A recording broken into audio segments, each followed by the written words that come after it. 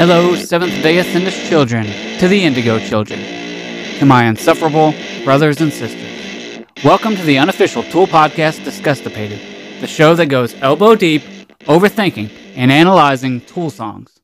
Please keep in mind that this podcast is unofficial, that these are my opinions and will involve some speculation with a large hooker with a penis-sized serving of facts. Today's a very special day, not only because I'm wearing my new Insufferable t-shirt, it's tie-dye, the spiral out, get it? But because today is the release of the Opiate² video, the first Tool music video in 15 years. And not only that, but it's not directed by Adam Jones. It's directed by Dominic Hailstone. So I'm super excited to get into watching this video. It's 7 o'clock right now as we speak. And I've had this for a couple hours, sitting, waiting for me to get down into enjoying it, to wrap myself up in this video. I've not even opened it yet. It's totally unopened. I've not looked at the art. I've avoided all screenshots. Despite myself, people have been posting screenshots, and I've seen a couple of mini videos. Even Tool posted a teaser video of like 3 minutes of the video, but I didn't want to see any of it. Rarely do you get to experience a movie or a show with barely any insight into what you're going to see. And I know that I love Tool videos, and I know that I love Tool.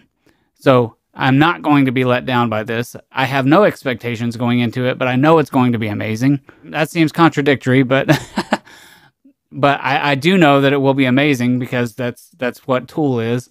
And I do know that I'm going to enjoy it because I'm going to enjoy whatever it is they do. I'm excited to get into opening it. I toyed with the idea of doing a reaction video, but that's not really my thing. So what I'm going to do is I'm going to watch it after opening it. I'm going to open it up. As you can see, it's still sealed. I'm going to open it up, probably peruse the art, or should I just watch it first and then go through the art? I think I'm going to go watch it. I'm going to pop it in, watch it cold. I'm not going to subject you to my reactions because honestly, reactions are not my thing. They're other people's thing to exaggerate their reactions, and I'm going to internalize my reactions. I'm going to watch it and absorb it. Then I'll come back and report on it. Then I'll probably flip through the art book and watch it again. And then I'll come back and I'll report again on what I see the second pass. And then I'll probably do that a couple times. I don't know if I'll continue to watch, then come back and watch and come back, because I might not get to watch all that many times in a row. Like I said, it's 7 o'clock. We're gonna have to get the little ones to bed and whatnot. But over the next little while, maybe tomorrow too, I'm gonna watch this some. I'll watch it several times, and then I'm gonna report back with my interpretations of the art. Not a reaction video, an interpretation of art. That is really my thing, is interpreting the art. If you go back to the very first episode of Disgustipated podcast, it was about the song Disgustipated, and that's the namesake of the podcast, and that's the reason I named it, is because that song in itself really has other layers going on. Disgustipated, the phrase, "this is necessary," goes so much deeper because the destruction of the piano itself was necessary to create the song. Destruction was necessary to create. The art itself speaks volumes, and I'm going to interpret and report.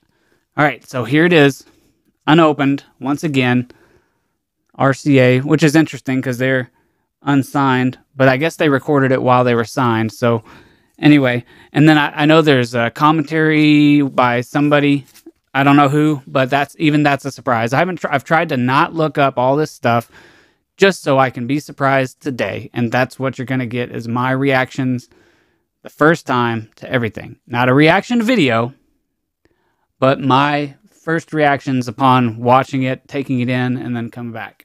So here we go. I'm going to go ahead and open it. I guess maybe I can open it on here. You hear that? Little ASMR stuff from my audience. You fucking pervs. Yeah. You know my favorite part? Smelling it. Can you smell it? Can you smell it, you fucking freaks?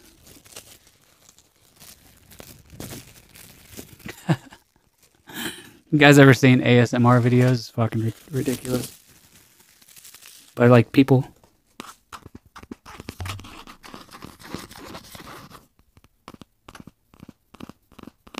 tapping on stuff.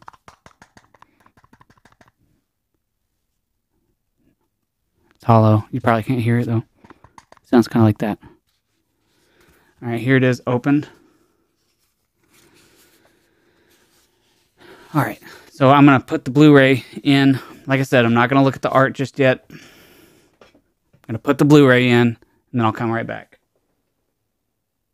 I'll probably take this. I'm gonna take these off. Put my old man glasses on. Remember, I'm 36 now. I needed glasses for a long time. My eyeballs are, what are they called?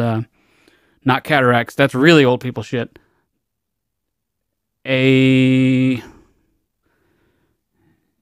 Asymmetrical, basically. I don't know what it's called. But my eyeballs are shaped like footballs. So it's not that I have bad vision. My doctor actually said I have better than normal vision. That's neither here nor there. It doesn't matter. You don't care. You don't care. Here we go. Okay.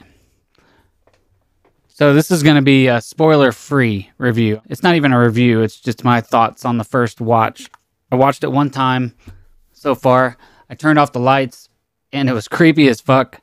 I mean, it was grotesque. Not as much as creepy as did grotesque kind of imagery, unsettling. Okay, my first thoughts were cosmic soup, Big Bang, evolution in a way. Commentary on maybe evolution, maybe the thing evolving far enough to a point to where it could look up to the sky and see that something created it, and then realizing that that thing is more like it than it thought. Like maybe we apply benevolence to God, and it's more human than we think, in the yin yang kind of way of good and bad, and pure and evil, pure evil. I don't know. Those are my first few thoughts and just the words that come to mind. The first thing, like I said, was a cosmic soup, Big Bang, and then evolution and grotesque, off-putting. I have not yet looked at the book. The art book. As I said, I took off these glasses. I watched it with my regular glasses. And I turned off the lights, turned the volume up. I'm about to delve into the art book now. I'm really going to get into the art. I enjoy that part of it. And then I'll probably watch it again, and I'm going to watch it with commentary too. I really want to dive deep into this before I talk more about it. But it's really awesome. Very cool video.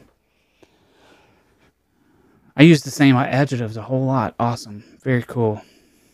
I'll probably take it into the big room, the living room, and watch it on the big TV with the big speakers.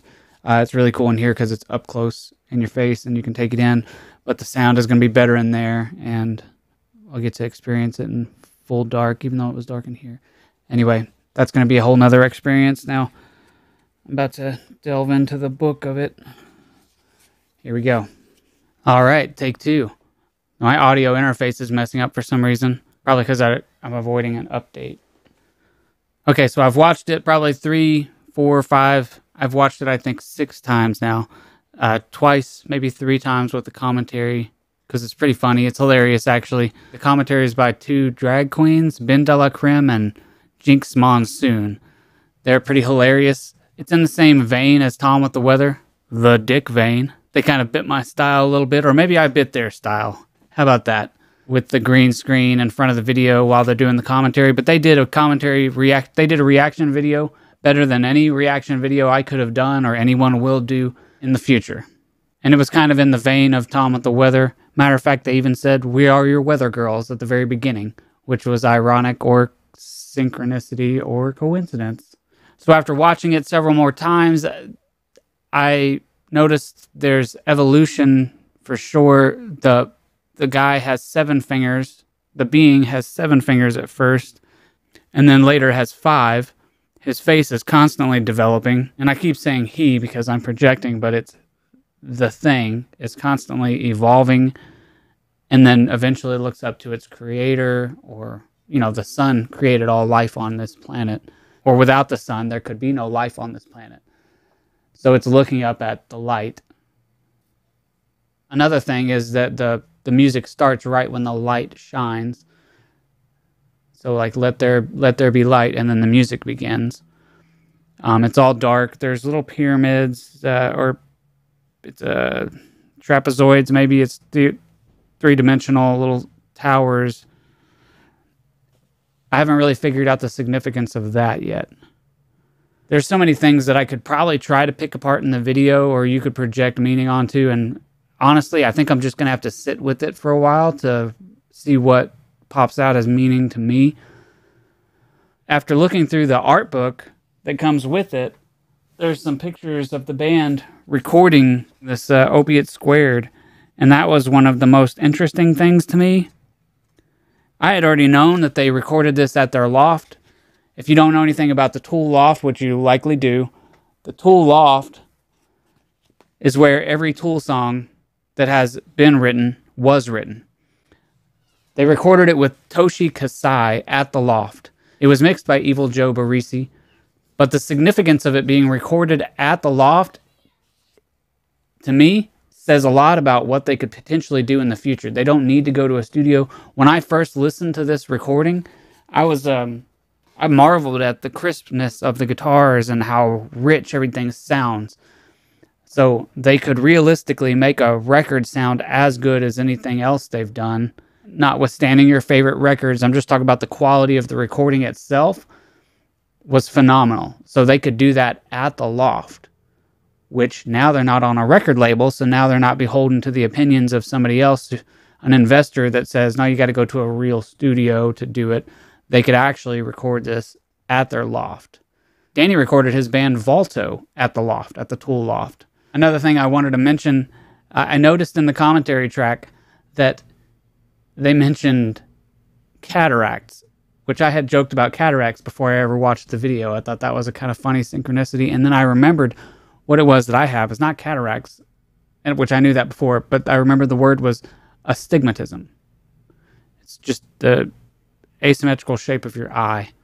Okay, so one more thing that I noticed, and then I'm going to bail, I'll leave this episode a little early. I'll probably end with another music video by my band. Even the vocals were recorded at the loft with no soundproofing. I mean, they probably have some soundproofing at the loft, but he's not in some sort of fancy vocal booth. He's just in the loft recording. So I thought that was pretty damn awesome. I like the significance of them incorporating the loft in this. But the last thing that I wanted to show you was another little synchronicity. It's just something small. When we went to see Tool in Louisville, we went to a restaurant the next morning. It was TGI Fridays, not the most. We went to several different places, but they were all packed. Okay, this one, you see in the background where Adam's recording guitar. If you can see in the background, there's a sign that says Hippies Use Side Door. At the restaurant we went to, there was a sign that said Hippies Use Side Door. And I know that's a common sign, but I just thought it was a strange coincidence. I'm going to try to refrain from using synchronicity that much, but sometimes it just seems like something so much more. All right, guys. Well, thank you for tuning in. This was, like I said, hopefully kind of spoiler-free. I mean, I know I just showed you pictures from the booklet, but for the most part, spoiler-free. And I know there's a picture back here in the background of what you're going to see, but you've been seeing that. But I thank you guys for tuning in, and check out the Insufferable podcast t-shirts, the Insufferable and Disgustipated podcast, and I've got a few more things in store for merch. But for now, I'd just like to say thank you for tuning in, and we're going to return to our normal, regularly scheduled programs in the future. This was a bit much to keep up with, and I hope I can get this out on time. But thank you guys for sticking with me, and I'll see you shortly. I'm Jeff. I'm out.